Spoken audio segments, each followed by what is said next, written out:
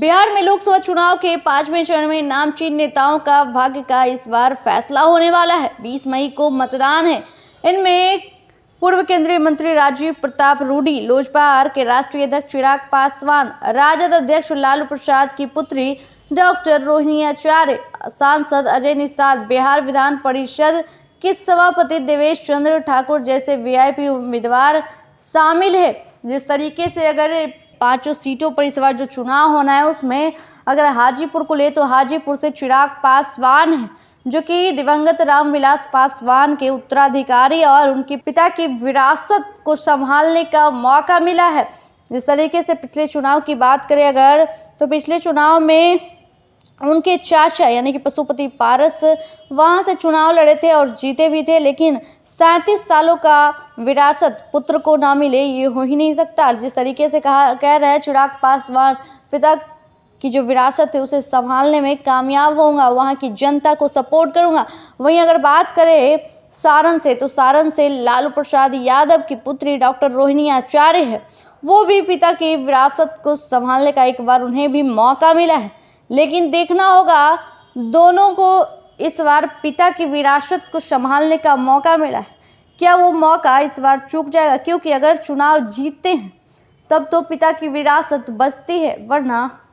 जिस तरीके से कहे तो एक तरफ चिराग पासवान तो कहीं ना कहीं लोगों का जो प्यार मिल रहा है तो लग रहा है, लेकिन एक तरफ रोहिणी आचार्य की कहीं ना कहीं मुश्किलें बढ़ गई, क्योंकि राजीव प्रताप रूडी भाजपा से सिटिंग सांसद हैं और वो वहां से उनकी मुश्किलें बढ़ा रहे। लेकिन आज शाम प्रचार जो है वो थम जाएगा और वहीं तमाम जो लोग हैं वो कोशिशें कर रहे हैं और 20 मई को मतदान होना है, जिसके लिए 5 सीट पर गए तो प्रधानमंत्री नरेंद्र मोदी भी आ चुके हैं और सभी के लिए वोट भी मांग चुके हैं। जिस तरीके से कहा जाए चिराग पासवान की ही बात करें तो चिराग पासवान के लिए नरेंद्र मोदी हाजीपुर की धरती पर गए और कह रहे थे, जिस तरीके से कहा जो चिराग पासवान है हम उनके लिए नहीं आए और उनके पिता रामविलास पासवान को देखते हुए उनका कर्ज उतारने के लिए आए हैं। लेकिन जहां एक तरफ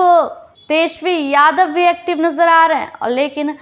एक तरफ जो कहा जाए चिराग पासवान भी रात दिन एक कर हाजीपुर की जनता के बीच पहुंच रहे हैं। आपने देखा होगा, हमने पहले भी आपको दिखाया होगा कि देर रात चिराग पासवान जो माहौल बनाते हैं और गारंटी और ऐतिहासिक क्षण होने वाला, अगर जीतता हूं तो विकास करूंगा, और वहीं जो क्षेत्र में घूमने जाते हैं तो रात में भी लोग का जो समर्थन प्राप्त मिलता है वो काफ़ी देखने लायक होता है। और वहीं कहा जाए एक तरफ जेसीबी से लगातार इन दिनों आपने देखा होगा कि जेसीबी से सभी प्रत्याशियों के ऊपर पुष्प की वर्षा की जा रही है, तो वैसे में देर रात चिराग पासवान भी फूलों की वर्षा करते हैं, अपने हाथों में लेकर जनता के ऊपर फूल छिड़कते हैं, तो उनके ऊपर भी जेसीबी से फूल छिड़काया जाता है और साथ ही साथ अपने फ्लैश लाइट, जितने भी वहाँ के लोग थे वो फ्लैश लाइट से चिराग पासवान का स्वागत कर रहे थे। लेकिन देखना होगा 4 जून को जब नतीजे आएंगे, क्या चिराग पासवान दिवंगत रामविलास पासवान का जो विरासत मिला है क्या संभालने में कामयाब होंगे, क्या रिकॉर्ड तोड़ेंगे इस बार? फिलहाल इतना ही। देखते रहे देशवाणी न्यूज़। धन्यवाद।